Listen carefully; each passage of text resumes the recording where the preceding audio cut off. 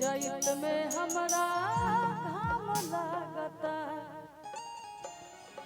अब रघु बैठे के नहीं के माइक दीजिए कि घाम लागता है पिया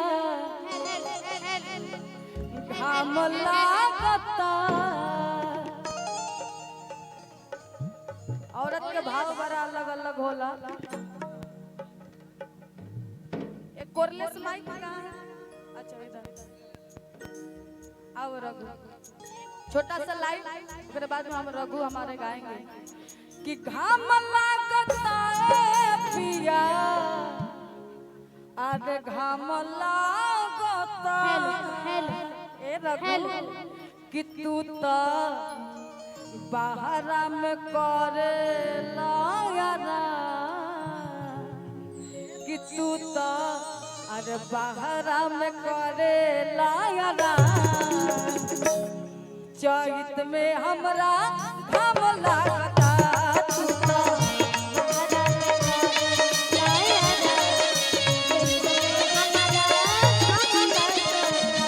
तो बाहरा में करे लायारा चैत में हमरा घाम लागता।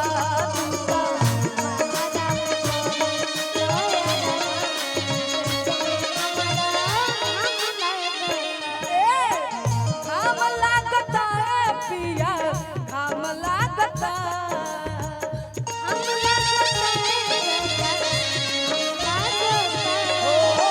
घाम लागता है पिया घाम लागता।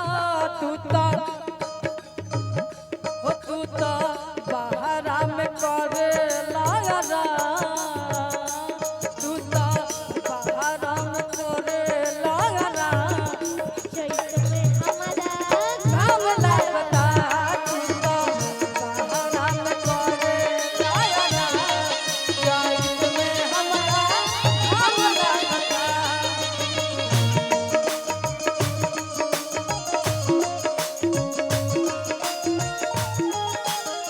भैया भैया लेकिन रौरा खाती कहल चाहब आशु सिंह जी की तरफ से बहुत सारा प्यार आशीर्वाद पुरस्कार और बहुत बहुत धन्यवाद।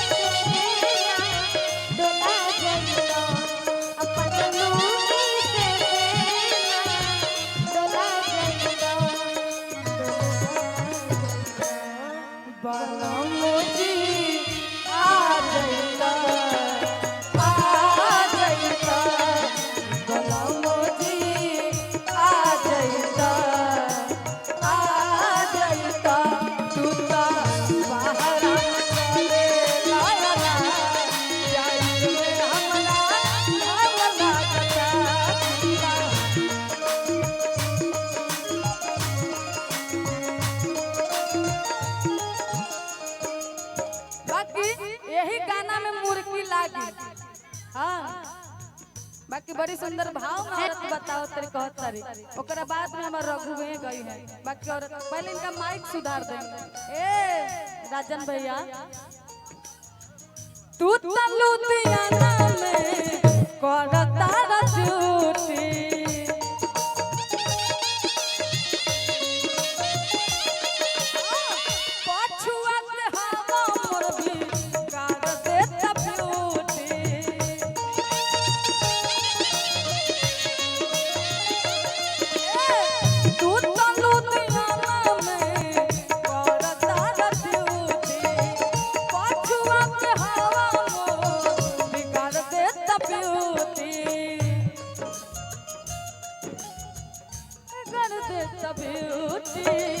पछुआ के हवा मुर्गी कर देता ब्यूटी।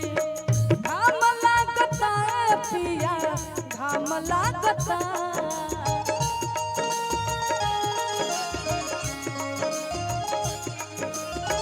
घाम लागता है पिया घाम लागता।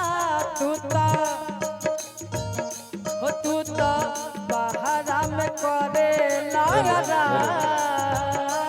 तू तो बहरा में करे लहरा चैत में हमरा